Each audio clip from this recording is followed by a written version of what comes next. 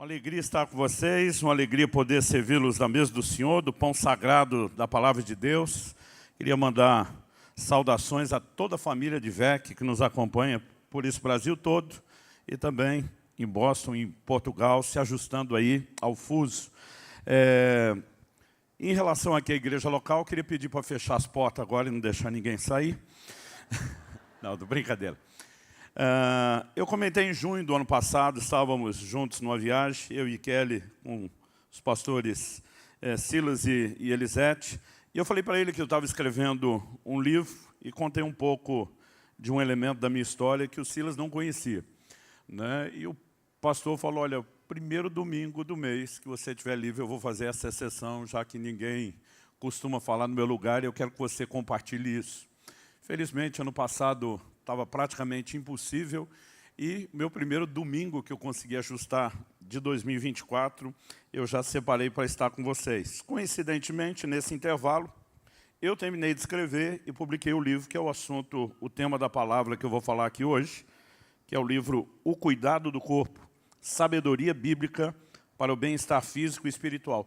Antes de divulgar essa questão do livro, eu só queria mostrar uma coisa para vocês. Porque muita gente, né, quando me vê falar do assunto cuidado, diz, pastor, eu já vi uns vídeos seu gordinho na internet, fotos sua mais pesada. Eu falo, olha, vocês viram a fase 2, quase ninguém viu a fase 1. O que era a fase 1? Meu recorde foram 153 quilos. E eu trouxe uma calça dessa época para provar.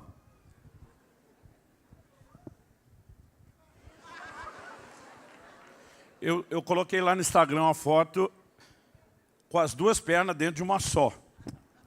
Tá fixada lá no início, se você quiser olhar depois. Mas eu vou vestir a calça aqui.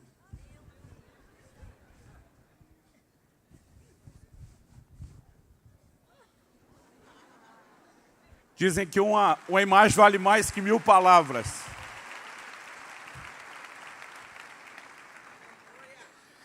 E, obviamente, o que eu vou falar não se limita à questão do peso. O que eu vou falar não se limita à questão do peso, mas, obviamente, também não exclui esse aspecto. Mas a gente quer trazer, obviamente, uma fundamentação bíblica. Não é um assunto da modinha da época, eu e você somos guiados pela palavra de Deus e pelo que Deus diz. Então, antes de mais nada, quero dizer que, infelizmente, não tem o livro físico para você adquirir aqui hoje. Mas a gente decidiu fazer algo que facilitasse a vida de vocês, esse volume de gente, e todas as igrejas estariam nos acompanhando. Na verdade, além do livro Cuidado do Corpo, eu participei como coautor do livro do meu médico, Dr. Aldrin Marshall, que foi a pessoa que na última década mais me ajudou a entender e implementar essas mudanças. E ele escreveu um livro intitulado Rumo aos 120 anos. E nós, apesar de ter publicado por editoras diferentes, nós combinamos a data dessas publicações porque a gente queria promover o combo dos dois materiais. No início, o nosso plano era um livro juntos, a gente achou que ficaria muito grande e eles se complementam. Então, nós estamos colocando aí no telão o banner com a foto dos dois. Se você quiser, já tem um QR Code ali que você pode mirar a foto nele. O que nós estamos fazendo é abrir para toda a DVEC, pelo menos até quarta-feira, nós vamos deixar frete grátis para todo mundo. Ou seja, você não pega fila, recebe em casa e os dois livros juntos saem aí abaixo do que seria o preço de capa, se você entender, né? E eu consegui convencer você que o assunto é mais importante do que só aquilo que você vai receber aqui, né? É um encorajamento. Nós teremos alguns dos outros nossos títulos à disposição e um especial que eu tenho falado muito é o livro A Cultura do Jejum. Abra sua Bíblia, por gentileza, na carta de Paulo aos Efésios, no capítulo 5, e nós vamos ler juntos o verso 29. Eu vou ler na Nova Almeida Atualizada, mas qualquer que for a sua versão, acompanhe comigo. Efésios capítulo 5, verso 29. O apóstolo Paulo diz, porque ninguém jamais odiou o seu próprio corpo. Ao contrário, o alimenta e cuida dele, como também Cristo faz com a igreja.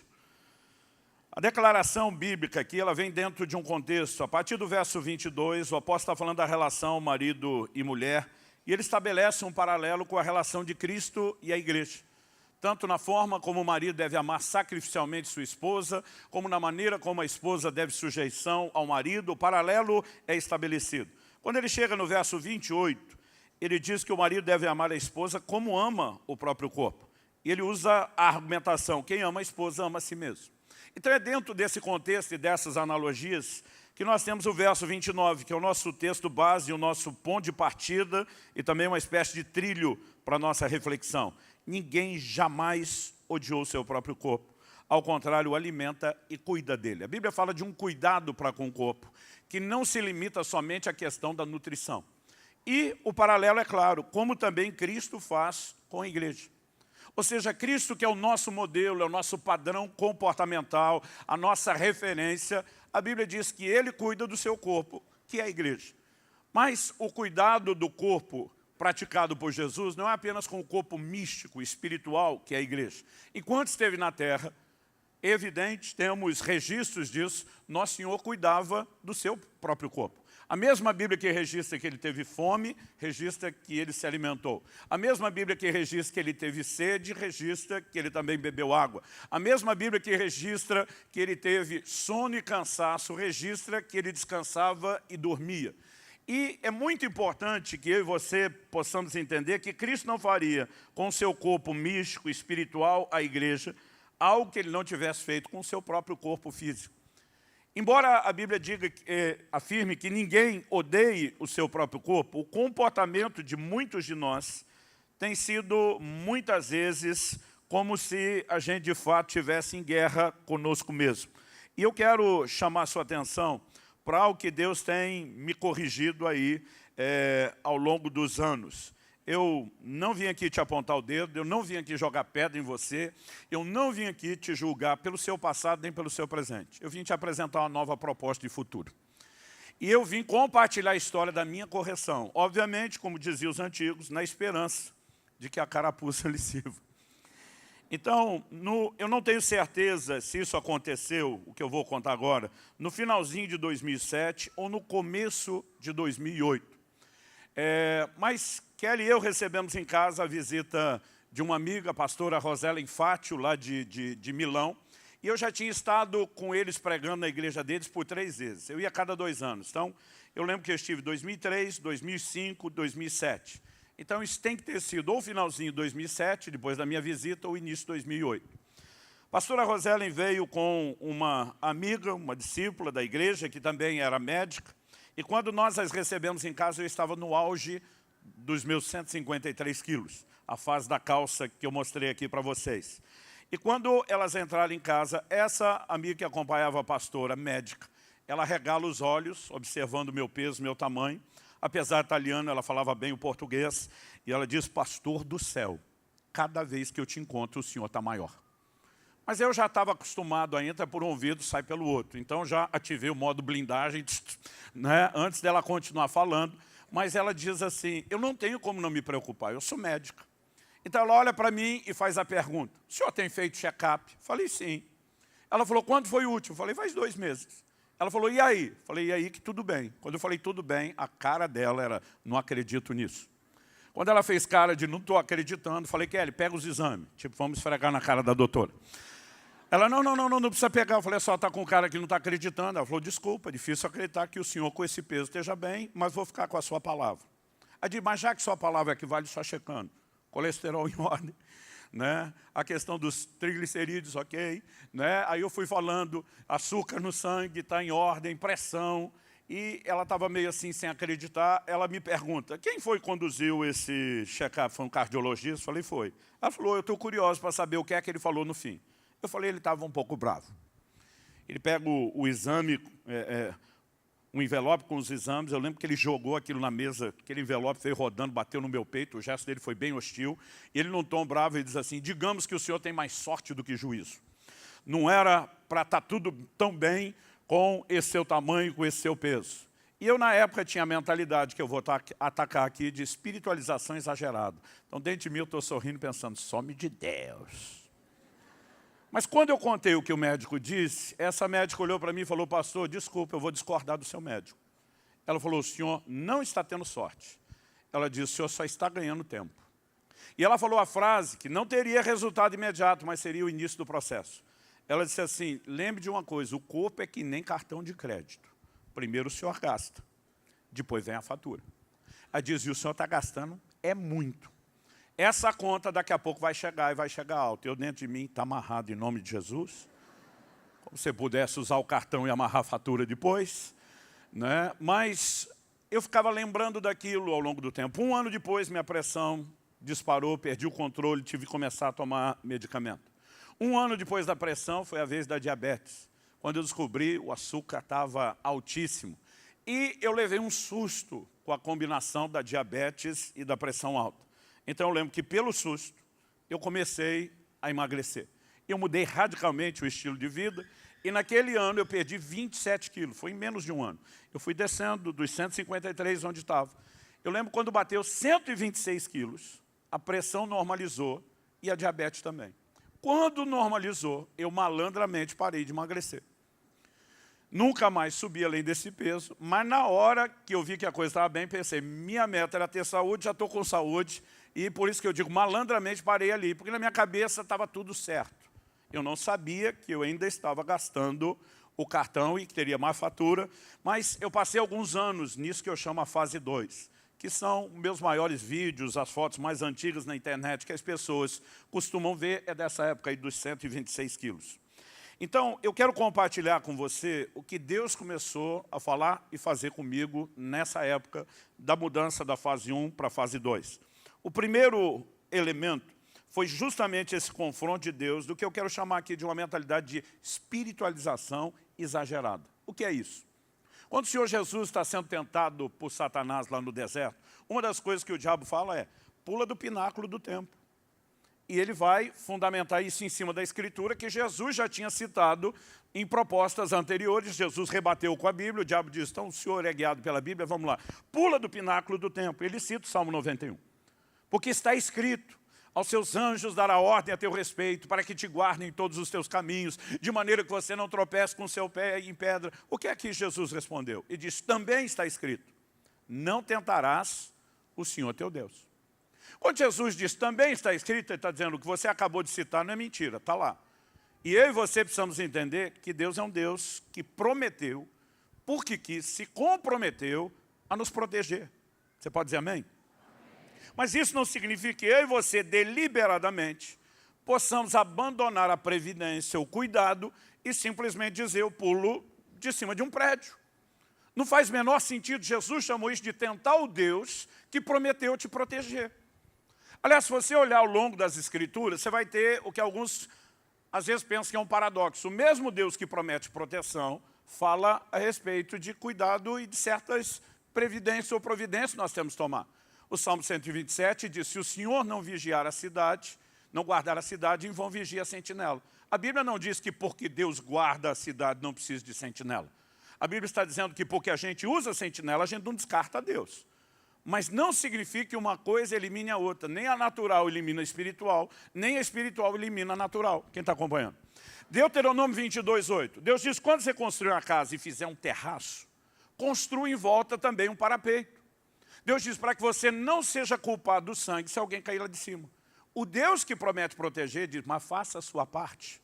Então eu fico feliz de ver que o povo está na galeria aqui, tem um parapeito para proteger os desavisados que inadvertidamente poderiam, talvez olhando no celular, avançar e cair. Então não é porque temos promessas de proteção que a gente simplesmente vai brincar com aquilo que é a nossa parte.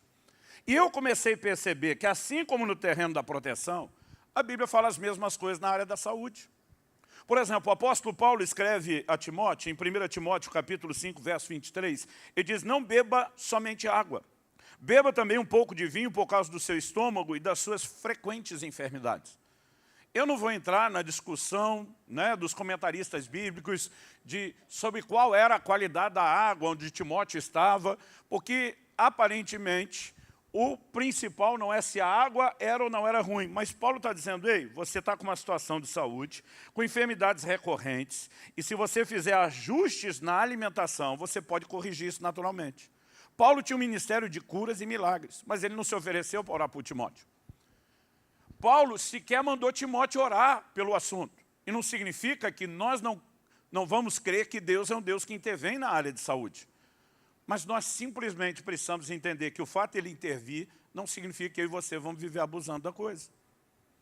Quando eu era recém-casado, dezembro agora, que ali eu completamos 28 anos de casado. Então, estou falando em torno de 27 anos atrás, perto disso. Quando eu era recém-casado, fui fazer a primeira mudança. Então, tem que ter tido pelo menos um ano de contrato do primeiro apartamento que eu morei.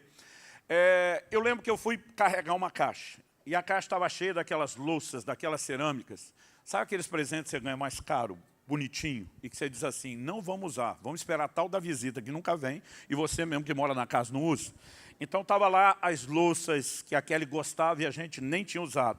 E eu coloquei tudo numa caixa, apesar de plástica, ela era bem firme, e eu percebi que estava muito pesado. Mas eu não ia carregar tão longe, eu mirei, olhei, considerei, falei, eu acho que eu dou conta. Então eu flexionei meus joelhos, mantive a coluna ereta, peguei a caixa e comecei a carregar. Quando eu dei os primeiros passos, eu já pensei, deu ruim, calculei errado. Eu vi que não ia aguentar. Mas ao mesmo tempo eu dizia, não está longe, é só mais um pouquinho. E eu fui no meu limite. E quando eu realmente estava no limite, eu tinha que fazer uma escolha de pressa. Ou jogava aquela caixa no chão, quebrava aquelas louças e teria uma situação conjugal. Ou eu tentava salvar a louça e fiz a escolha equivocada, estúpida que eu fiz. Eu simplesmente dobrei depressa, sem o cuidado para levantar, para pôr no chão, sem que quebrasse. Eu ouvi o estalo da minha coluna na hora. Eu não consegui mais levantar do chão. Resultado, 2 hérnias de disco, que instantaneamente começaram a pinçar o ciático. Eu fiquei 15 dias na cama, sem conseguir andar. Com 1 mês depois do incidente, eu estava arrastando a perna com muita dificuldade, implorando para o ortopedista da igreja que me atendeu me dar morfina, para você ter ideia. Ele me fala, mais ou menos 1 mês depois, passou, considerando todos os exames que nós fizemos e refizemos. Ele falou, vou ser honesto com o senhor. Nem cirurgia resolve o seu problema. Ele me disse, ou o senhor aparece com uma dessas histórias que conta no púlpito, ou o senhor vai ter problema de mobilidade o resto da vida. Eu falei para ele, o senhor vai ter a história. 6 meses depois, eu estava totalmente curado da minha coluna. Então, não estou insinuando que Deus não intervenha e que não cure e que não opere milagres na área de saúde. Eu tenho vivido várias dessas experiências no meu corpo, na minha casa, através do meu ministério. Então, não quero insinuar que nós estamos dizendo, não precisa do sobrenatural porque tudo se faz naturalmente. A questão é, tem que se resolver tudo sobrenaturalmente, quando muitas vezes nós podemos agir naturalmente?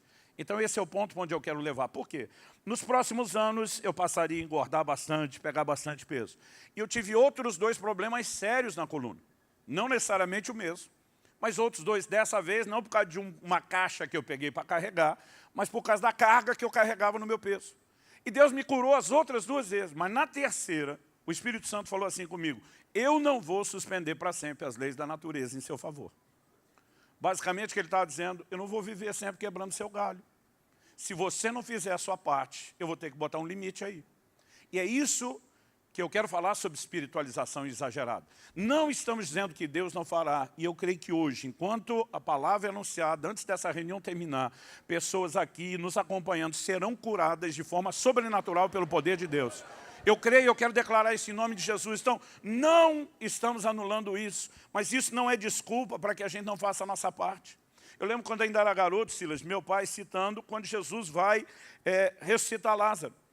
Em João 11:39, nós temos a declaração de Jesus, tirai a pedra. Meu pai dizia, ressuscitar morto, que só Deus pode fazer, não tem ninguém para terceirizar. Ele assume. Mas rolar a pedra, ele não faz questão nenhuma de fazer no nosso lugar. Ele diz, isso aí vocês mesmos podem fazer. Ele não falava isso no contexto da saúde, eu demorei para aplicar nessa área, mas eu comecei a entender, peraí, tem coisas que estão à minha e à sua disposição. Então a pergunta é, por que não fazer? Então, em 2008, eu levei aquele choque do peso, da diabetes, da pressão. Em 2010, eu comecei a emagrecer, mas ainda levou uns 3 anos. Emagreci só até aqueles 126 quilos. Levou uns 3 anos para o choque de Deus realmente funcionar. Quando chegou o ano de 2013, Deus armou uma conspiração enorme e todo mundo me pegava em todo lugar. Me confrontava, tentava expressar preocupação. E eu lembro de um pastor que me abordou, falou, Subirá, pelo amor de Deus, nós precisamos de você vivo por mais tempo, cara, você tem que se cuidar. Aliás, eu lembro de uma vez um médico falou para mim, você conhece alguém com o seu peso? Quando eu estava assim no auge do sobrepeso. com 70 anos de idade, pensei, não lembrava de ninguém. Ele falou, não precisa ser um amigo direto seu não, pode ser amigo de amigo, amigo da família. Pensei, falei, ninguém. Ele falou, o senhor não conhece porque não tem. Aí eu falei, emagrece quando chega à cidade? Ele falou, não, morre antes. Mas normalmente quando a conversa ia para esse lado, a gente ativava o modo blindagem.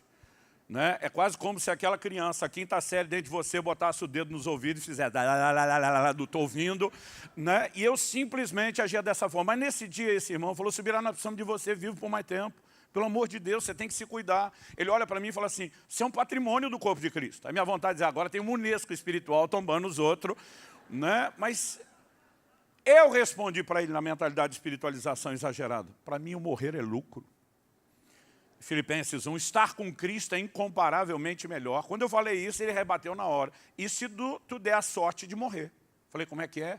Falei, Subirá, você está achando que vai desligar o disjuntor? Caiu o negócio e está resolvido, você passou para a glória na hora? Falou, a maioria que não se cuida como você não dá sorte de morrer depressa, não. Vai para uma cama e, além de sofrer, vai dar trabalho para a família. Eu nunca tinha pensado nesse outro lado. Aquele negócio me gerou um desconforto. Ele falou, além de que é muito covarde da sua parte. Dizer, partir, estar com Cristo é melhor. Melhor para quem? Para tu. E tua mulher e os teus filhos pequenos. E a irresponsabilidade com o propósito de Deus? Ele falou, eu acho que você tinha que ler de novo Filipenses 1. E eu fui ler. E eu descobri que Paulo estava falando o contrário. Paulo diz, eu estou em aperto, estou dividido. Eu tenho desejo de partir, estar com Cristo, que é incomparavelmente melhor. Diz, mas por causa de vocês. Pensando que se permanecer, vou dar mais fruto do meu trabalho. Paulo diz, eu escolho ficar. Então Paulo está dizendo, partir estar com Cristo é maravilhoso. Mas em outras palavras, como dizia um filme antigo, o céu pode esperar. Eu e você vão ter a eternidade toda para usufruir Deus e o céu. Mas nós só temos uma pequena janela de tempo da nossa existência para cumprir o propósito, que é aqui e agora. E Paulo está dizendo, eu escolho ficar. E eu estava usando as frases dele justamente para dizer, escolho partir, de forma irresponsável. Naquele mesmo ano, um outro pastor me aborda, e ele foi direto no ponto, ele um dia falou para mim, Subirá, você já ouviu falar de um avivalista escocês chamado Robert Murray McCheyne? Falei, já ouvi. Conhece as frases dele? Falei, já citei algumas no meu último livro, que tinha saído na época.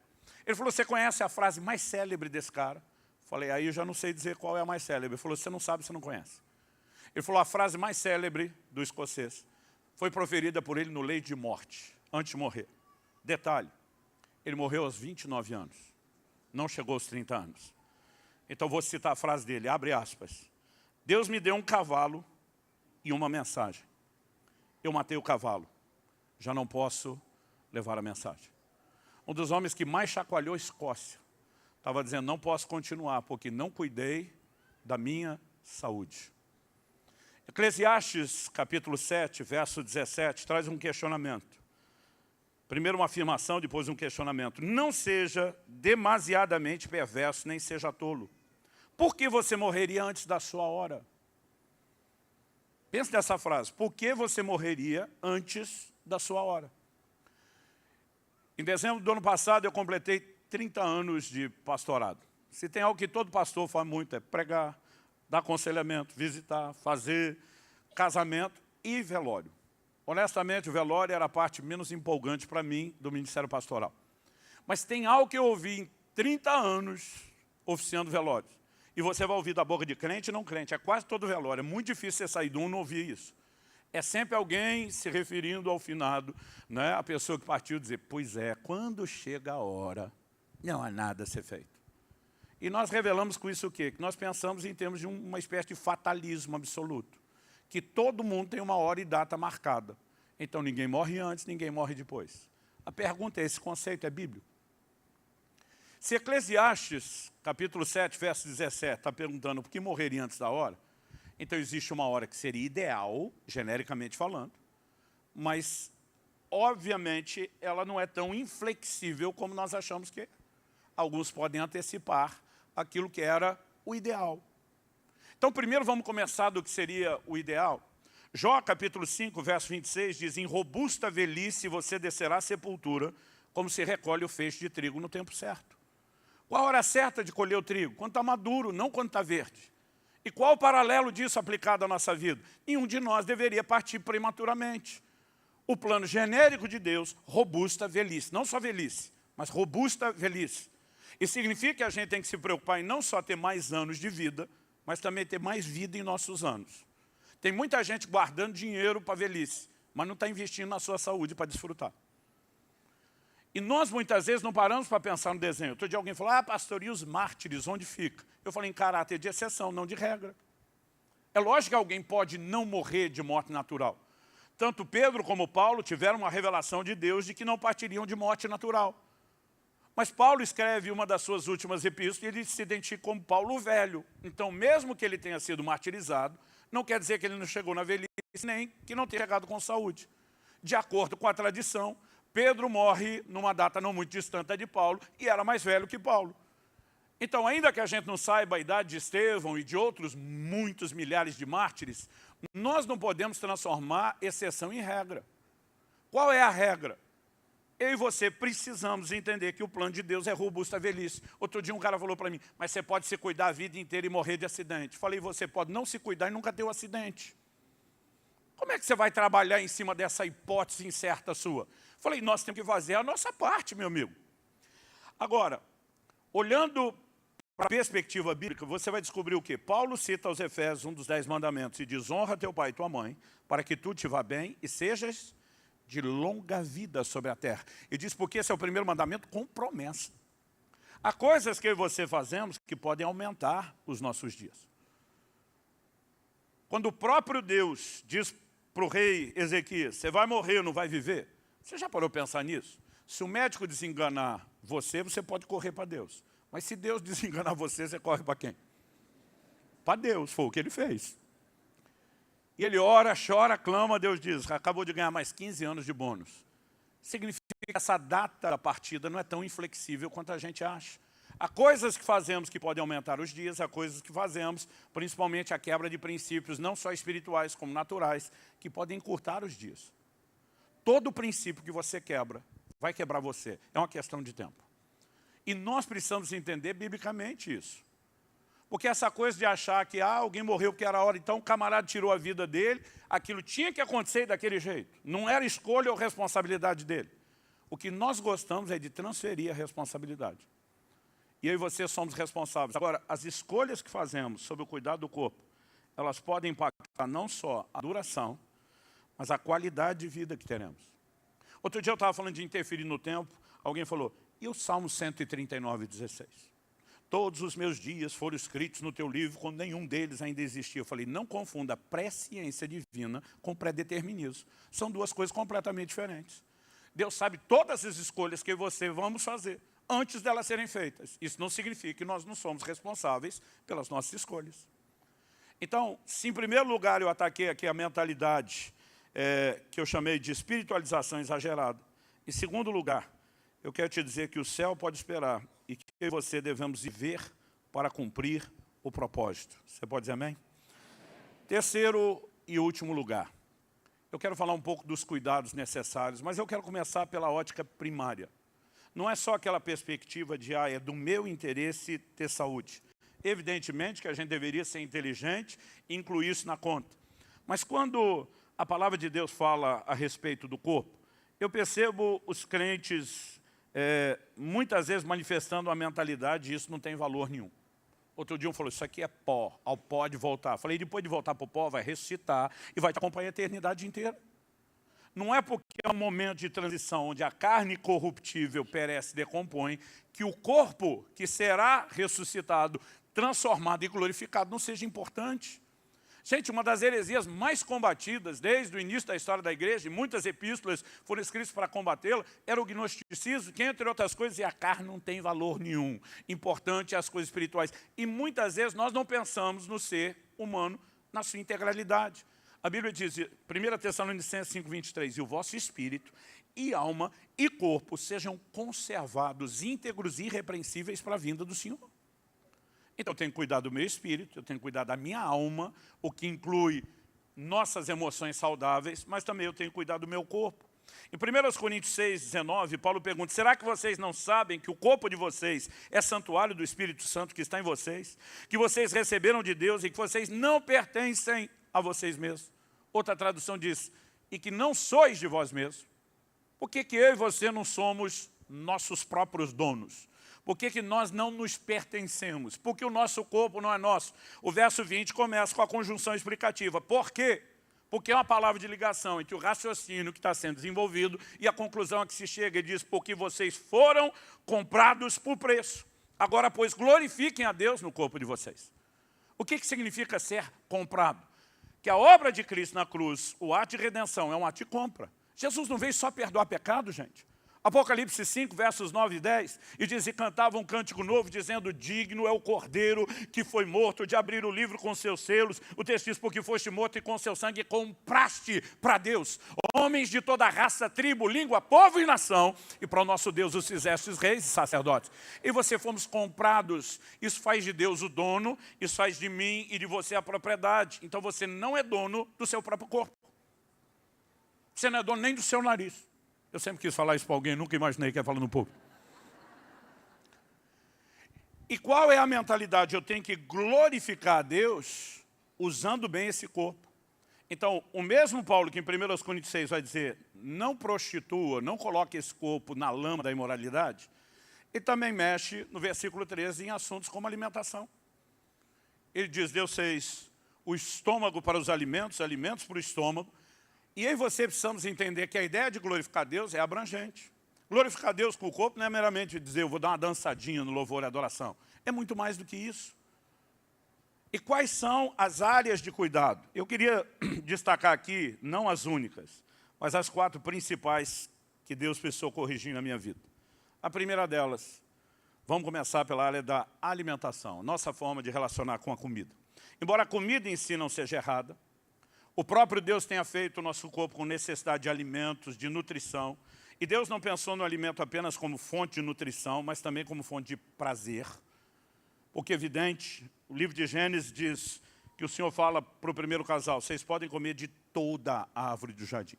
Toda. Na Bíblia de gordinho e ex-gordinho vem em letra maiúscula, caixa alta, negrito, toda. Aquela ênfase na diversidade. Eu sempre brinco que Deus podia ter feito um fruto só. De uma única cor, com um único cheiro, com um único tamanho, textura, sabor, né? Que tivesse todos os nutrientes que o corpo precisa. A gente passaria o resto da vida comendo aquela única fruta. Ia ser um tédio, mas estaria resolvido o problema da nutrição. Mas Deus não fez isso. Ele caprichou em toda a variedade de tamanhos, cheiros, sabores, cores, texturas, frutas sazonais. Você está esperando a próxima estação para comer de novo. E nos deu uma capacidade degustativa, o paladar incrível. Alguns de nós temos superpoderes no paladar. Então, é evidente que com isso Deus está dizendo, é prazer. Mas eu e você precisamos entender que a mesma Bíblia que mostra que Deus oferece determinados prazeres, nos ensina a estabelecer limites para os próprios prazeres. E muitas vezes nós não percebemos como a relação com o alimento pode ser complicada, delicada. Não o alimento em si, mas a relação com ele. Quando eu ainda era garoto, eu lembro de mamãe voltar de uma consulta médica indignado. Porque o médico que não era crente deu um sermão nela. Falou, olha, vocês crentes não fumem e não bebem, mas come que é um negócio. E mamãe indignada ainda, como se o médico tivesse errado. A pergunta é, será que nós temos noção do impacto que uma relação errada com o alimento tem exercido, inclusive na vida espiritual? Onde é que o homem primeiro caiu? Qual foi a primeira área de tentação? A essência da tentação não era comida, mas a embalagem que foi vendida era, porque era o que daria certo. Porque Esaú vendeu seu direito de primogenitura por um prato de comida. Números 11 diz que o povo sentiu saudade do Egito, queriam voltar para o lugar da escravidão de onde Deus os tirara. Por causa de quê? Comida. Aonde Satanás primeiro tentou Jesus, transforma essas pedras em pães. O último Adão, diferente do primeiro, não iria sucumbir, mas Satanás atacar na mesma área em primeiro lugar, precisa informar para mim e para você alguma coisa a respeito. Paulo escreve aos Filipenses e fala de alguns cujos Deus é o ventre. Detalhe, está escrevendo para os crentes, para a igreja. Mas está dizendo, algum de vocês, ó, tem um outro Deus, um ídolo aí dentro do seu ventre. Então a pergunta é, nós vamos lidar com isso de qualquer maneira? Gente, eu tive um privilégio que muitos de vocês não tiveram. Eu nasci e cresci num lar cristão. Fui dedicado, consagrado a Deus desde o ventre da minha mãe.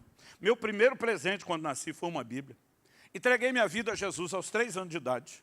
antes de completar os 3. Fui batizado aos 7. A denominação que eu participava nem fazia isso, não batizava criança antes dos 12, eu fui meio que uma exceção histórica. Deus me chamou para o ministério aos 8 anos de idade. Aos 15, fora do contexto da igreja, que eu cresci, que não dava muita ênfase para isso, eu finalmente seria batizado no Espírito Santo, que eu brinco foi quando eu perdi o juízo e nunca mais voltei ao normal. Nessa fase do início da adolescência, meu coração ferveu para Deus. Falei para Deus, eu vou te servir todos os dias da minha vida, eu vou te dar o melhor. Fiz escolhas saudáveis pela luz que eu tinha, no ambiente que eu tinha. Falei, eu quero casar da forma correta, constituir família, viver uma vida de integridade. Então, quando eu via muita gente que se convertia depois de ter aprontado muito e externava tanto arrependimento, eu sempre falava, eu vivi uma vida sem arrependimento. Mas hoje em dia eu mudei essa frase. Eu tenho retificado isso, Elisete.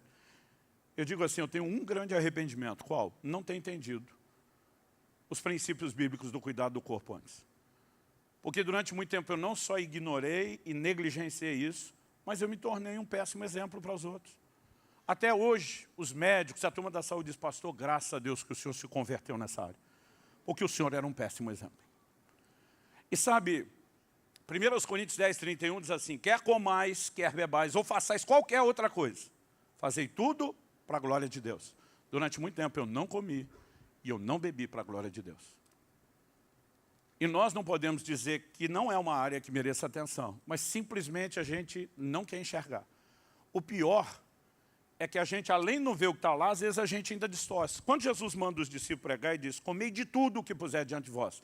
Gente, por anos eu acreditava que Jesus mandou comer tudo. E comer de tudo e tudo é bem diferente. Mas assim, o que passasse na frente, eu dizia, vamos obedecer o nosso Senhor. Um dia eu estava numa mesa, a comida estava maravilhosa. Eu doido para repetir, mas ninguém repetia. Eu esperando alguém primeiro, ninguém ia. Eu fui perdendo a paciência de esperar os outros. E o gordinho, pior que ele sempre faz piada. Aliás, pensa numa criatura alegre, são os gordinhos. Eu gostaria que vocês respeitassem mais os gordinhos. Porque o que eu estou falando não envolve só eles. Porque já tem uns olhando torto, dando cotovelada, que eu vou vendo aqui, gente. Não é justo mirar só neles. Eles merecem sua cota também de terrorismo. Mas eu lembro que nessa hora que ninguém falava nada, eu peguei e tentei, falei, vamos largar uma base bíblica. Falei, gente, não sei vocês, mas eu vou repetir porque tem base bíblica. Quando eu falei isso, todo mundo me olhou com a cara de, que isso? Falei, gente, Elias. O anjo acorda ele, manda comer, ele volta a dormir, o anjo acorda ele de novo, fala, come de novo. Falei, é bíblico eu repetir. Foi, inclusive, é bíblica dormidinha depois do almoço. Mas quando eu falei que era bíblico, repeti, um na mesa falou assim, mas Elias andou 40 dias depois de repetir, quanto é que você vai andar? Aí o gordinho é feliz até alguém confrontar ele. Eu olhei para o cara e falei, bicho ignorante, não sabe brincar? Mas a gente acaba distorcendo muita coisa. E essa é uma área que nós temos que arrumar. Foi a primeira área que eu tive que mexer. Segunda área, questão do sobrepeso. Eu falei, isso não é... tem uns magrinhos, gente, que se você pegar os exames dele, o negócio está feio. Está uma bomba ambulante. Então, a questão do peso não é o único fator. Mas não dá para dizer que quem está com sobrepeso não precise dar atenção a isso. Um dia eu estava lendo a Bíblia, cheguei em 1 Timóteo, capítulo 5, verso 16. Desde o verso 3, o apóstolo já está falando do cuidado com as viúvas dentro da igreja. Mas quando chega no verso 16, o apóstolo diz assim, se alguma mulher crente tem viúvas em sua família, socorra-as, para que a igreja não fique sobrecarregada e possa socorrer as viúvas que não tem ninguém. Então Paulo começa no verso 3, dizendo, olha, socorra as viúvas são verdadeiramente viúvas. O que significa isso? Que algumas viúvas, o marido não tinha morrido direito? Não. Ele está dizendo que as que tivessem arrimo de família, filhos ou netos, a família deveria cuidar dos seus, recompensar os progenitores, o que era justo diante de Deus. E ele diz para a igreja não ficar sobrecarregada. Então, quem tinha família, os familiares cuidavam. Quem não tinha familiares para cuidar, a família da fé abraçaria o cuidado. E o argumento de Paulo é para que a igreja não fique sobrecarregada. Eu lembro do dia que eu li isso, o Espírito Santo falou comigo assim, nenhuma sobrecarga é sábia. Eu parei, achei que ele ia me dar uma revelação sobre o ministério pastoral, sobre a igreja. Fiquei esperando, o que é que vem? E aí ele continua e diz, nem a sua sobrecarga de peso. E eu não consigo te explicar o que aconteceu, mas meus olhos se abriram. Parece que aquela blindagem toda de anos, não sei se foi intercessão dos irmãos, que todo mundo, né, hoje fala, pastor, orei muito pelo senhor, para o senhor enxergar, eu falo, muito obrigado. Mas, de repente, meus olhos se abriram. Nenhuma sobrecarga é sábia. Se você constrói um prédio com uma estrutura de andares de peso maior do que o alicerce suporta, o que é que vai acontecer com esse prédio? Vai cair. Você tem uma exceção histórica lá na Itália, em Pisa, que entortou. E, na verdade, usar de uma engenharia para não terminar de cair. Mas o prédio, mesmo não caindo, não serve para nada, só para foto. Se você colocar sobre um automóvel, não importa se estamos falando de um carro de passeio, um utilitário que vai de caminhonete a caminhão, mais peso do que ele suporta, o que é que vai acontecer? Primeiro rebenta a suspensão, depois você pode inutilizar o carro. Se você colocar mais peso numa embarcação do que ela suporta, vai afundar. Mas aí a gente entra numa lógica inversa de que carregar mais peso no corpo está tudo bem. Eu quero te dizer, não está bem coisa nenhuma. Eu avariei toda a minha suspensão, joelho, costa, um monte de coisa durante o tempo do sobrepeso. E o duro, que a gente, além de não perceber, fica tentando se convencer que está bem. Sem contar as desculpas do gordinho. Não, eu tenho uma estrutura óssea maior. Se você colocar duas pessoas, estou falando da mesma estatura, o magro e o gordo, e tirar o raio-x, os ossos são iguais, gente. Não existe esse negócio. Mas, de alguma forma, de alguma maneira, a gente não está considerando o impacto. Agora, não é só na suspensão, só as juntas. Um corpo maior vai precisar de uma irrigação sanguínea maior e você vai ter um coração trabalhando mais para bombear sangue para uma área corporal maior. Meu coração já estava hipertrofiado, aumentado de tanto trabalhar. É por isso que começam a aparecer os problemas de pressão. A gente não engordou sem problema de alimentação. E aí você não tem só um coração trabalhando mais, normalmente você tem veias entupidas, né? Ou que estão sendo limitadas. Então, eu lembro a primeira vez que eu passei por um médico que tem me acompanhado, o Dr. Aldo, eu estava com todos os gatilhos de infarto e derrame, tudo armado. E a gente não percebe a própria questão da diabetes, gente. Hoje, a obesidade e a diabetes estão tão relacionados que os médicos criaram um termo único para relacionar as coisas, que é diabesidade. E é um efeito dominó, uma coisa vai levando a outra. Você entrou na diabetes, não é só um açúcar a ser controlado, você tem uma desordem hormonal, e uma coisa vai levando a outra, é um efeito dominó. E a gente não pode simplesmente tapar o sol com a peneira e dizer, não é problemático. Eu quero dizer, é só uma questão de tempo. Como aquela médica me disse, você está gastando e a fatura vai chegar. Por que é que Deus usou o profeta Jeremias? Deus diz, durante 490 anos, vocês não respeitaram os sábados da terra. A cada 6 anos se plantava e colhia, no 7º descansava. Durante 490 anos não respeitaram. Deus usa Jeremias e diz, vocês vão para o cativeiro e a terra vai cobrar os seus sábados. Porque todo descanso que você não respeitou, a conta vai chegar. É só uma questão de tempo. Aliás, deixa eu falar da terceira área, descanso. Primeira vez que eu estive com o Dr. Aldrin, o médico, eu não fui porque eu queria me consultar. Estava pregando na Lagoinha, em Belo Horizonte, pastor Márcio Aladão falou para mim, filho, eu gostaria que você conhecesse um dos nossos líderes aqui, não sei se ele já era pastor na época, que também é médico. Falei, pastor, era feriado do Corpus Christi. Falei, uma hora dessa que eu voltar e não é feriado, fico feliz em consultá-lo. Falou, não, filho, ele está atendendo na nossa instância. E você consegue falar com ele esse fim de semana. Para não falar, não, pastor Márcio. Falei, tá bom. Fui lá, estava com 7 dias de jejum, pensei, vai estar tudo meio mascarado, melhorado. E tem uma máquina que avalia a gente, eu brinco aqui, revela até a alma, as mágoas que você tem de quem, por quanto tempo, é um negócio assustador. E aí, quando ele terminou o exame, eu falei, e aí, doutor, muito ruim? Ele olha para mim e fala assim, melhor do que eu esperava para alguém como você, que não se cuida. Aí eu falei, não, é que Deus tem falado comigo.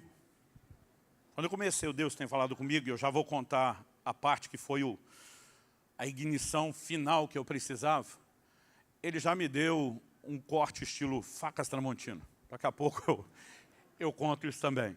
Ele falou assim, como é que está seu sono? Eu falei, está ótimo. Ele falou, como ótimo? Quanto você dorme por dia? Eu falei, de 4 a 6 horas. Ele falou, não está ótimo coisa nenhuma. Eu falei, meu corpo não tem necessidade de mais. Ele falou, não é o que seus exames estão dizendo. Além dos gatilhos de infarto, derrame, todos armados, seu nível de estresse, cortisol. Ele falou, está uma bagunça isso aqui. Eu falei, o senhor não é daqueles que acreditam que nós temos que dormir 8 horas, é? Eu falei, o dia tem 24 horas. Dormir 8 horas é 1/3 da vida dormindo. Olhei para ele e falei, dormir é perda de tempo. Linguagem de imperativo. Ele olha para mim e diz, eu acho tão incrível quando eu encontro alguém mais sábio que o próprio Criador. Eu nunca tinha pensado nessa perspectiva. Ele falou assim, Deus cria o corpo com a necessidade de 8 horas de descanso, mas você tem um plano melhor que o de Deus. Aliás, eu tinha dificuldade com isso, eu dizia, quem que prova que tem necessidade? Será que não é o povo que acostumou com a própria preguiça deles? A gente faz muita afirmação e conclusão, gente, baseada na nossa ignorância. Quando os médicos pediam exame de cortisol até 8 da manhã, eu dizia, gente, como é que o corpo sabe que é 8 horas e não tem relógio? Mas a verdade é que ele tem. O ciclo circadiano de rotação na Terra, nosso corpo, seja, é por isso que as pessoas, quando viajam para um outro país, em transporte rápido, vão ter dificuldade com a questão do fuso. Gente, nós precisamos entender que Deus planejou tudo de uma forma tão extraordinária, que é uma coisa assim impressionante. Ele olhou para mim e falou assim, Luciano, você já teve alguma vez aqueles parques lá de Orlando, na Flórida? Coincidentemente, eu tinha ido há pouco tempo pela primeira vez. E eu estava deslumbrado com aquilo. Falei, já. Tive o privilégio de conhecer. Ele falou, não é tudo lindo e maravilhoso? Eu falei, demais. Ele falou, alguma vez você viu em algum parque alguém dando manutenção ou limpeza? Eu tenho uma memória fotográfica, comecei a visitar as cenas, falei, nunca vi. Ele falou, pensa bem. Eu pensava, falei, nunca vi. Ele falou, um parque que passa milhares de pessoas. Não precisa de limpeza, manutenção? Eu falei, com certeza, mas agora que o senhor está falando, estou chocado. Porque eu nunca vi. Ele falou, sabe por que você nunca viu? Porque eles só dão limpeza e manutenção à noite, quando o parque fecha. Quando ele falou isso, eu entendi na hora a alegoria. Quando eu e você vamos para a cama, e fechamos os olhinhos, nosso parque fecha. E dormir não é apenas só carregar a bateria, como alguns de nós achamos. O corpo passa por um processo de limpeza, de manutenção necessário à sua existência. Aí nós temos uma mentalidade de produtividade que ela é burra, com o perdão da palavra. O livro de Eclesiastes, falando do machado, diz assim, se estiver embotado o ferro, tem que se pôr mais força. Então pensa no lenhador que tem que rachar lenha, mas o corte do machado está embotado em vez de afiado. Aí o cara vai botar mais força, vai gastar mais energia, mais tempo para produzir menos. Aí alguém chega para o lenhador e diz, ô campeão, por que você não para um pouquinho a afiar esse machado? Não tenho tempo para perder. A gente ia olhar e dizer, bicho estúpido. Porque parar para molar o machado não é perda de tempo. É um investimento que vai salvar tempo e produtividade. Então, com o corte afiado, ele vai cortar a lenha melhor, com menos força, mais rápido e gastando menos energia. Então, o que nós precisamos pensar é em produtividade a longo prazo.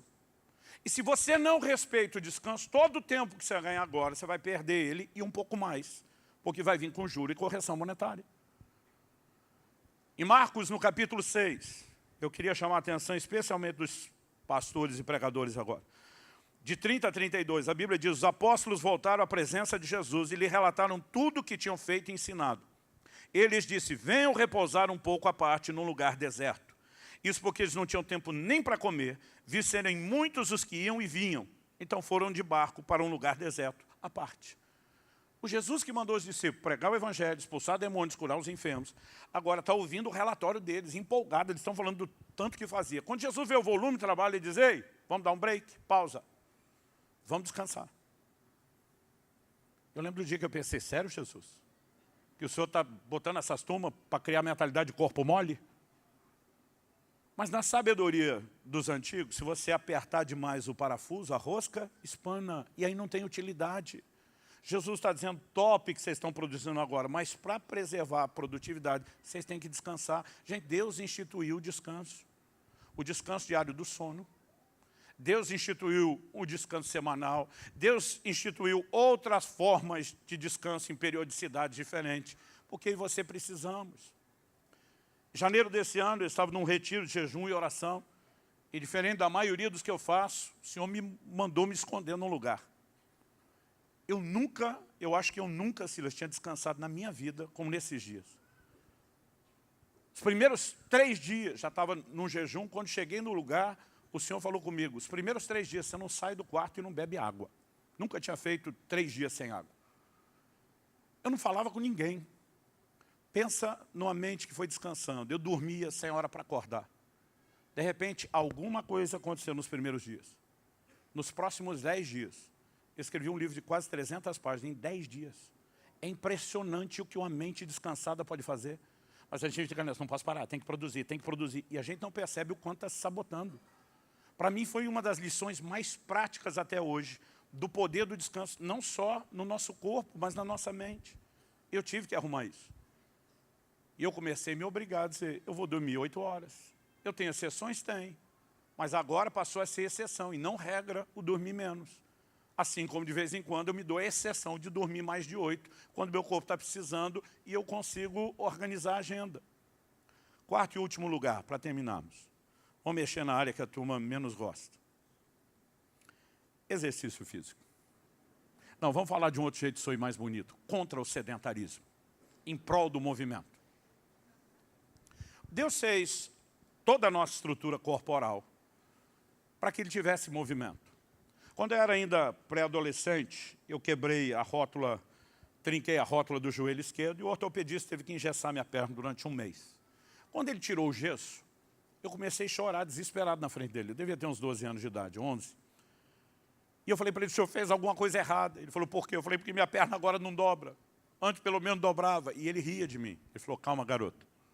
Você ficou um mês com a perna engessada. A musculatura atrofiou. Eu falei, aliás, se você olhar, a sua perna esquerda está mais fina que a direita. Quando eu comparei, eu fiquei mais desesperado.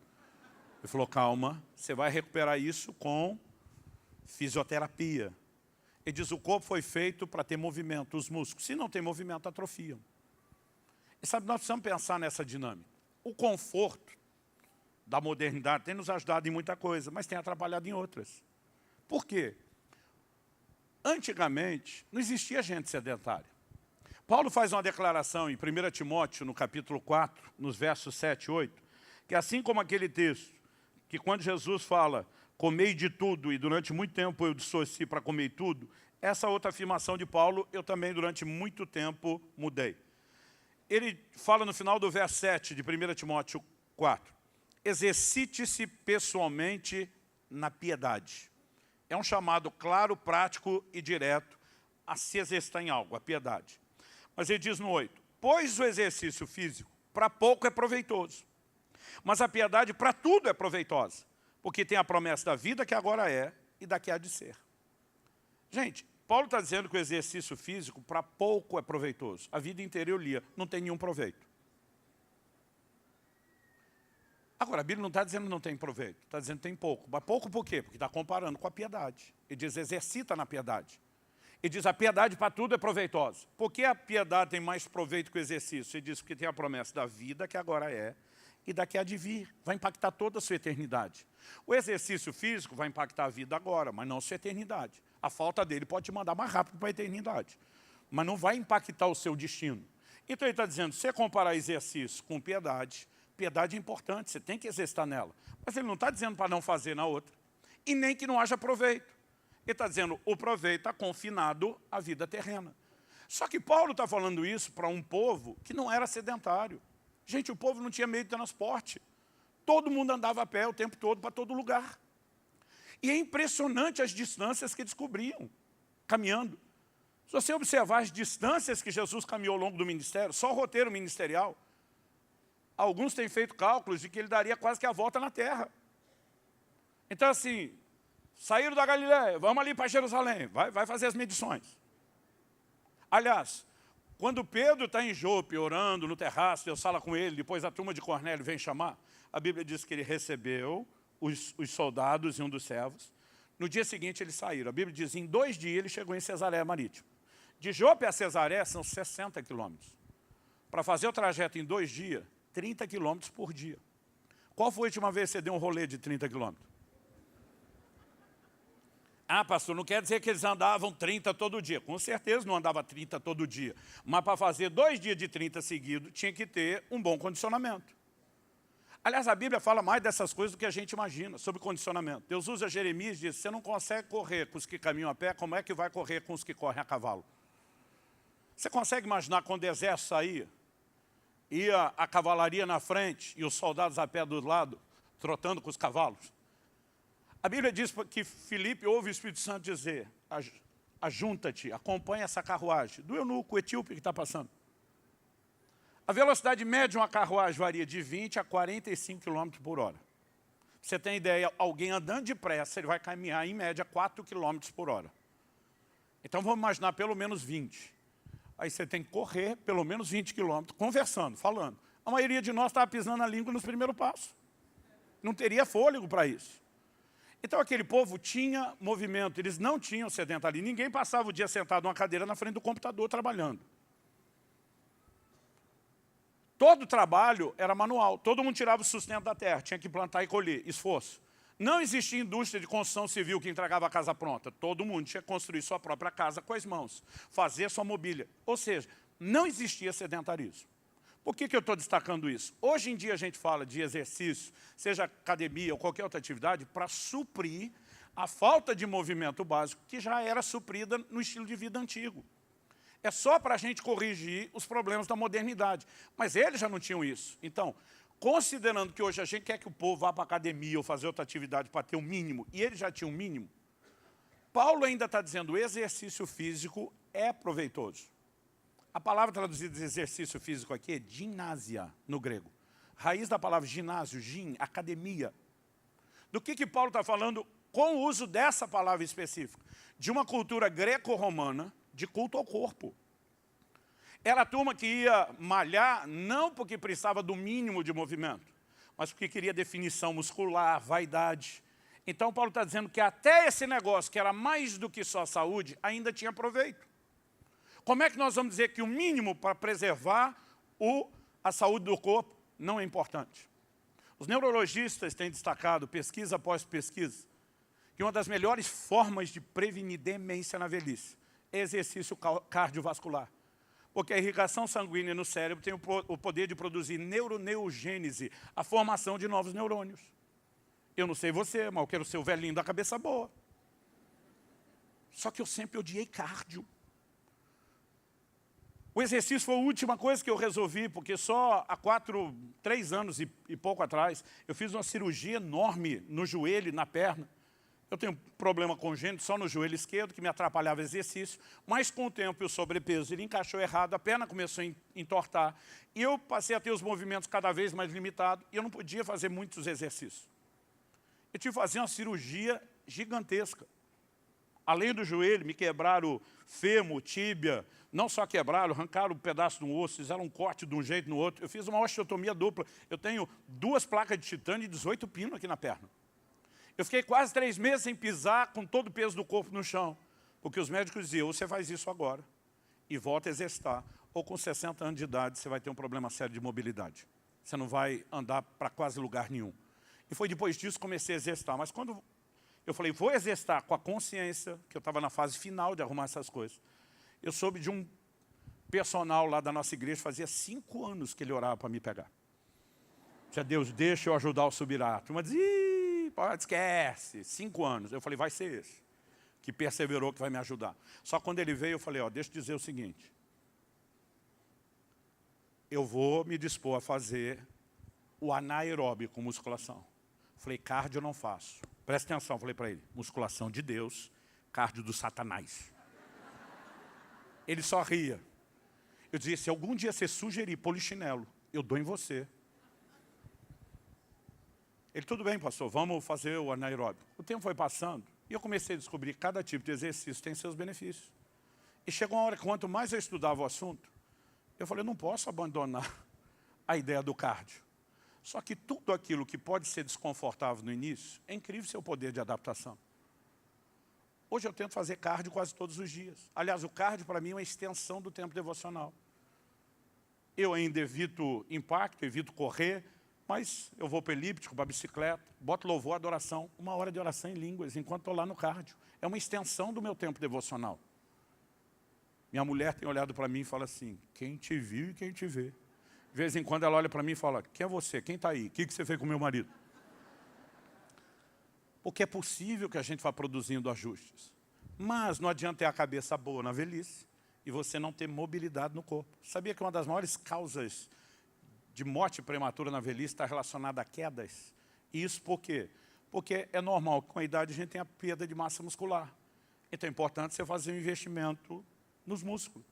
Não precisa hipertrofiar e ficar gigante, mas dizer, eu vou ter o mínimo de mobilidade. Então eu falei, além da cabeça boa, eu quero treinar. Um dia desse alguém falou, Subirá, de onde você tira essa paixão de treinar? Eu falei, primeiro eu quero honrar o Deus que eu desonrei com o meu corpo há muito tempo. Eu falei, segundo, eu já sou avô, meu amigo. E desde que eu soube que minha primeira netinha estava a caminho, eu tomei uma decisão. Eu falei, eles não vão me cansar. eu vou cansar eles. Eu estou com 2 netos por enquanto, ainda não estou com essa coleção toda. A minha netinha mais velha tem 3, o menor tem 1. Quando ela olha para mim e fala, cansei, vovô, eu, yes. Vamos ver se eu vou manter o ritmo quando eles chegarem na adolescência, né? Porque aí a conversa é outra. Mas eu tomei algumas decisões e eu fui arrumando minha vida para honrar Deus. Mas a pergunta é, a gente arruma de uma vez? Não. No início, eu lembro que eu estava tentando aprender a beber mais água. E os caras queriam controlar o pH da água. Eu dizia, para, é muita informação. Eu dizia, eu não consigo entender tudo. Aliás, na minha primeira conversa com o Dr. Aldo, quando eu falei para ele lá, e aí, está tudo bem? E ele falou assim, e aqui eu quero encerrar já. Ele falou, melhor do que eu esperava. E eu falei, Deus está falando comigo. Por que eu falei isso? Eu falei de você viver para cumprir o propósito. Em 2013, aquele ano da conspiração, que Deus começou a mobilizar a gente, eu tive o privilégio de conhecer um pastor que atualmente mora em São Paulo, na época não. E as pessoas nas minhas viagens pelo Brasil me perguntavam muito se eu conhecia ele, principalmente nas viagens para a Europa. Você conhece o pastor Paulo Canuto? Eu dizia, já ouvi falar, mas não, aquilo foi me deixando curioso. Em novembro de 2013, a gente ia falar na mesma conferência. Eu abria na primeira noite, ele fechava na última. E eu estava torcendo para ele estar na primeira noite, na quinta. Porque sexta de manhã eu viajava para outra conferência. E quando eu vi que ele estava lá, fiquei feliz. Falei, quero conhecer o cara. Final do culto fizeram uma janta. Hoje já não janto mais depois de culto. Mas na época ainda fazia isso. E até que a comida não era tão bagunçada na perspectiva de saúde. Ela era relativamente mais saudável. Mas apesar da comida já ser mais saudável, ele foi o que fez o menor pratinho. Quando eu vi o pratinho dele, pensei, a chance de eu abordar e entrar com a conversa. Não queria falar daquilo, só queria o ponto de entrada. Olhei para ele e falei, está se cuidando, hein? Quando eu falei, está se cuidando, ele rebateu na hora, quantos anos você tem? Quando ele falou, quantos anos você tem, pensei, deu ruim. Quando alguém com mais de 60 perguntar a sua idade, ele vai te dar sermão, pode ter certeza disso. E eu pensei, já comecei tudo errado, vou levar sermão. E estava na fase dos 126, fase 2. Quando ele falou, quantos anos você tem? Então estamos falando 10 anos e alguns meses atrás, eu falei, 41. Ele falou, não, estou perguntando sua idade. Porque ele falou, quando eu tinha 44 anos de idade, e ele falou, eu achei que você estava perto dos 40. Ele falou, quando eu tinha 44 anos de idade, eu morri. Eu falei, você o quê? Ele falou, eu morri. Eu falei, como assim morreu? Ele falou, eu morri. Eu tenho o laudo médico da minha morte.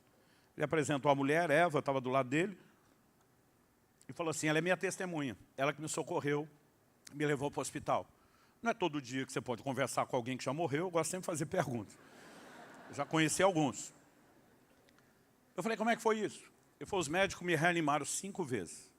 Ele falou, nas primeiras 4 eu voltei. Eu falei, como é que você sabe que voltou? Ele falou, porque na quinta, quando eu não retornava, eu vi meu espírito saindo do corpo.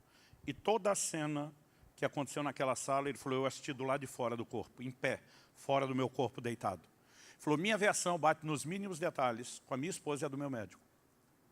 Ele diz, eu vi o que ele falou quando tirou minha aliança do dedo e entregou para ela. Eu vi que horas era quando ele assinou o laudo da minha morte. Ele falou, estou assistindo aquilo tudo. Ele falou, então, de repente, Jesus apareceu atrás de mim. Ele falou, subir a essa presença não precisa de anúncio. É uma glória tão impressionante que ele falou, a hora que eu senti aquilo atrás de mim, ele falou, eu já sabia que era ele. Ele falou, eu não senti a permissão de virar e encará-lo, mas eu sabia que era ele. E ele aproximou, chegou bem perto do meu ouvido e sussurrou assim, você é um suicida. Eu sabia que a conversa ia ficar tensa. Ele disse que Jesus falou assim, eu tinha um plano extraordinário para a sua vida, mas você abortou, porque nunca cuidou do seu corpo. Quando chegou nesse ponto, falei, para, você era gordo, vamos falar rasgado comigo aqui. Ele falou, não. Ele falou, na verdade eu comia menos do que devia, comia errado, jejuava sem nenhuma sabedoria para entrar e sair. Ele falou, Subirá, eu não dormia, toda noite era uma vigília. Por causa das minhas experiências com Deus, ele falou, dormia 2 a 3 horas, para virar a noite orando.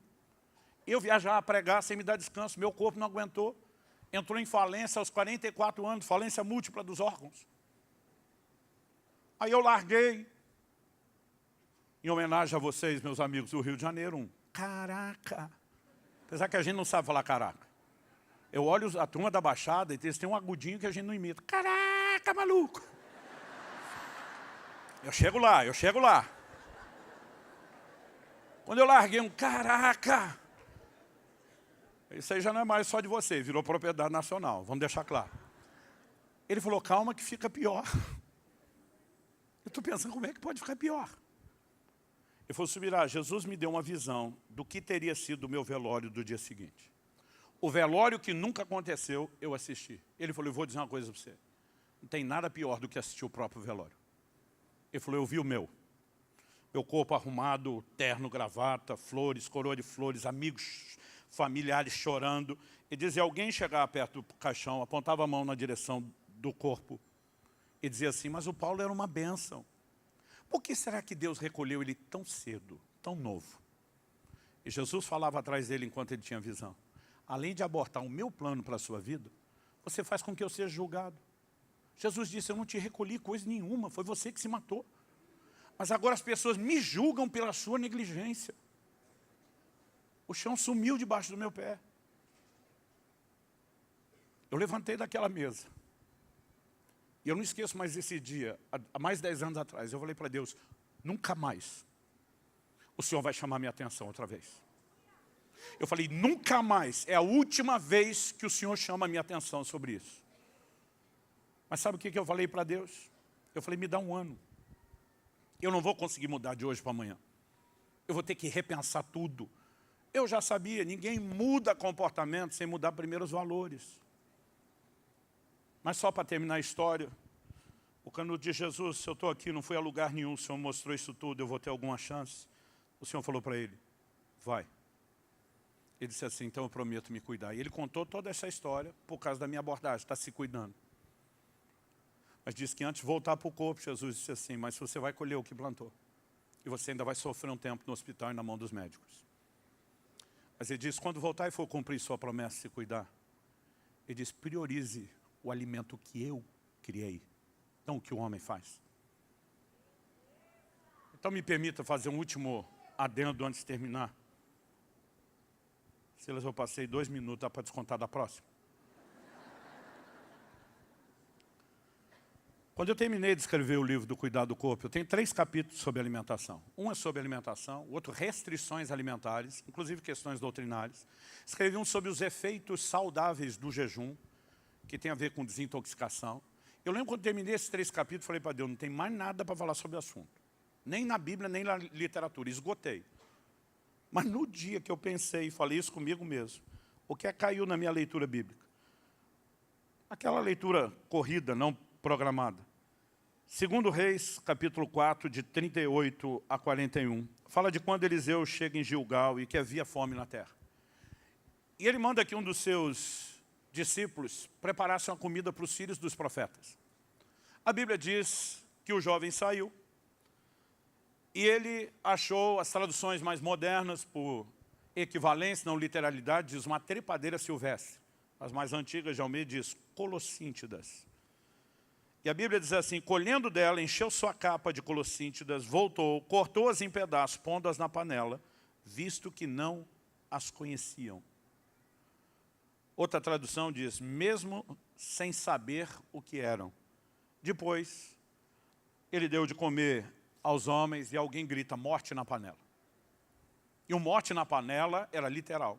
Eu fui pesquisar o que eram as colossíntidas. Elas tinham uma propriedade laxante. Em pequenas quantidades, tinha um uso terapêutico para o intestino. Mas em grandes quantidades, além da vulga diarreia, ela tinha o poder de provocar sangramento intestinal até a morte. Era altamente tóxica em grande quantidade. Então, quando alguém grita morte na panela, eu não sei se quem comeu percebeu o gosto, porque quem preparou não sabia. Não acho que deu tempo de fazer mal, se não tinha feito mal para todo mundo. Ou, uma vez que era um grupo de profetas, e dos profetas dá para esperar tudo. Você sabe como os profetas se cumprimentam quando encontram?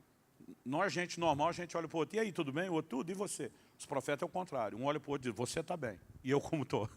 São os homens da revelação. Então, eu não sei se algum deles teve a revelação, mas alguém grita, morte na panela, e Eliseu teve que intervir, senão aquele povo ia morrer. Quando eu terminei de ler esse texto, o Espírito Santo falou assim comigo, qual o paralelo desse texto e a vida de vocês hoje? Eu falei, não sei não. Ele me fez uma segunda pergunta, por que a morte foi parar na panela? Eu falei, isso eu sei, por causa da ignorância do abençoado que preparou a comida. O Senhor me disse, pois é, e quanto à ignorância de vocês hoje, não está botando morte na panela, no prato e no corpo de vocês. Gente, em nome do conforto, da facilidade, nós priorizamos demais alimentos industrializados, processados. Processado é pouco, ultraprocessados. E a gente não tem noção quanto aditivo químico a gente consome. Conservante, saborizante, aromatizante, corante, a lista é gigantesca. Hoje, mesmo quem resolve comer orgânico e diz não como nada industrializado ou processado, ainda tem outro risco, que já são os agrotóxicos. Os pesticidas, até a comida orgânica já vem envenenada. É por isso que eu tenho batido na tecla cada vez mais. Nós precisamos jejuar não apenas como uma prática espiritual, mas uma prática de detoxificação, de limpeza para o corpo. E naquele dia, enquanto estava na frente do meu médico, eu falei, Deus está falando comigo por causa da experiência do Canuto. Porque ele falou, está melhor do que eu achava. Eu fui dar uma de bom, falei, Deus está falando comigo. Ele falou assim para mim, Luciano, eu também sou pregador. Prego menos que você em termos de quantidade, mas sou. Ele falou para mim, algo frustrante, é você terminar a mensagem, fazer um apelo, ver um cara chorando lá na frente, dizendo, eu vou mudar. Você ficou olhando e pensando, na metade da semana, miserável, tu esqueceu que chorou. Esqueceu da mensagem que te tocou. Ele falou, isso também te frustra? Eu falei, muito. Mas ele me pegou no calo, do jeito certo. Ele falou, é assim que eu estou me sentindo com você do outro lado da mesa. Dizendo, Deus está falando comigo. E diz, e quando sair daqui vai esquecer tudo que te emocionou. Facas Tramontina. Aí ele falou, você concorda comigo que se esse cara que chorou lesse mais a Bíblia e tivesse uma consciência espiritual maior, ia ser mais fácil ele mudar? Eu falei, com certeza. Ele falou, então, deixa eu te pedir algo. Ele falou, leia a minha Bíblia. Ele botou aspas. Eu falei, o que é a sua Bíblia? Ele falou, Luciano, você é curioso, você já me fez um monte de perguntas. Se você entender um pouco do que a ciência, a medicina, fala e explica sobre o corpo, você vai respeitar mais os processos. Ele falou, eu acho que você deveria ler mais sobre isso. Eu saí daquele consultório com uma relação bibliográfica. E tenho lido há 10 anos literatura, pesquisas médicas, científicas, que me ajudaram a mudar a minha cabeça. Pastor, o senhor está querendo dizer que eu vou ter que ler tudo isso? Não, é por isso que nós escrevemos 2 livros para simplificar e ajudar você.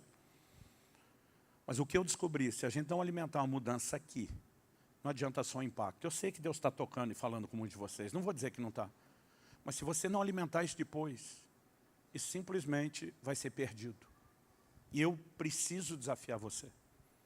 Eu vou repetir o que eu falei antes. Eu não vim te apontar o dedo ou jogar pedra em você. Eu já passei muita vergonha, sendo confrontado pelos raiva. E momentos de indiferença. Que era o lá, não estou te ouvindo. Mas desde que Deus começou a falar, eu comecei a perceber, quanto mais alimentava essa consciência, mais isso me ajudava. Meu médico falou há 2 semanas atrás, quem te viu e quem te vê. Ele falou, Luciano, aos 37 anos de idade, sua idade biológica, metabólica era de mais de 70. Sem contar o dano de tudo. Ele falou, todo o seu exame era tudo vermelho, tudo alerta. Ele falou, hoje está tudo verde. Ele falou, sabe qual é a sua idade biológica hoje? Eu falei, não. Estou curioso agora que o senhor falou. Ele falou, aos 51 anos, sua idade biológica hoje é de 35. Você virou o jogo. Ele diz, é a soma de tudo, alimentação, descanso, exercício. Ele me mostrou, falou, olha, não vão voltar nem 10 anos atrás. Ele diz, no início da pandemia, que você deu aquela descuidada, subiu um pouco de peso. Ele falou, olha esse resultado aqui, 2021. Não era nem tão início, gente. Era um ano de pandemia. Ele falou, você tinha 35 quilos de gordura no seu corpo. Hoje você tem 7. Ele falou assim, é uma mudança gigantesca. Mas a gente não muda tudo da noite para o dia. Eu tive que ir uma área de cada vez. Um passo de cada vez. Mas o que eu quero dizer para você é, apesar de mudar tudo de uma vez, a gente tem que começar a mudar. Você precisa começar a ajustar de alguma área. Você precisa olhar e dizer, isso aqui está ao alcance. Eu não comecei tirando todo tipo de comida.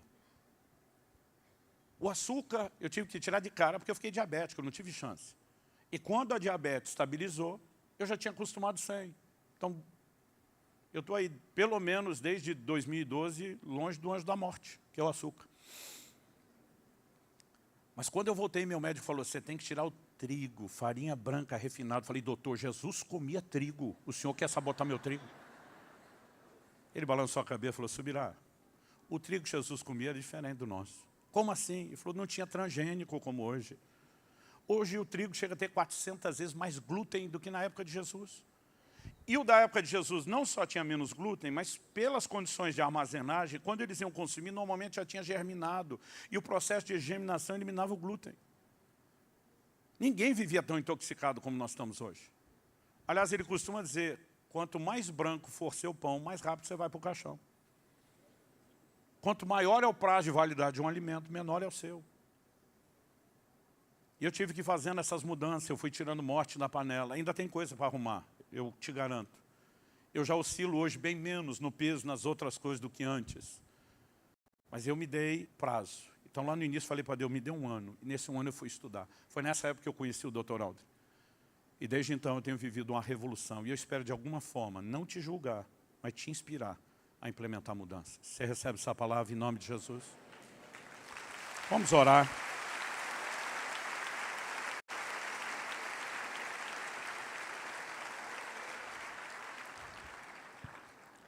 Porque eu creio que você precisa de uma manutenção na mudança de valores. Eu quero insistir, se você puder, adquira o combo dos livros. Nós deixamos ele em conta, frete grátis para todo o Brasil. Não ganho dinheiro com a venda dos meus livros, mas se você comprar com a gente, você está ajudando o ministério. E acredito que esse é o tipo de material que não é para ler uma vez só. É ler e reler até que entre, área por área. E eu entendo que essa mensagem está literalmente salvando vidas. Não no sentido eterno, mas para que a gente possa cumprir o propósito. Pai, nós te pedimos que não só aqui e agora, mas que a Tua palavra opere em nós, mesmo depois dessa reunião. Eu oro por cada um dos meus irmãos e irmãs, não apenas aqui na Penha, mas cada um que nos acompanha nessa hora. Seja nessa transmissão ao vivo, ou mesmo aqueles que vão ter contato com essa palavra gravada. Eu oro que o Espírito de Deus sopre sobre o coração de cada um, que haja despertamento, que haja uma nova consciência, mas que aquilo que o Senhor começou não só não seja interrompido, não só continue, mas que cresça, que se desenvolva em cada um de nós.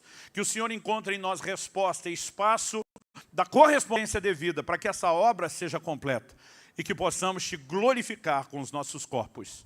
É a nossa oração em nome de Jesus. Amém. Amém. Deus abençoe.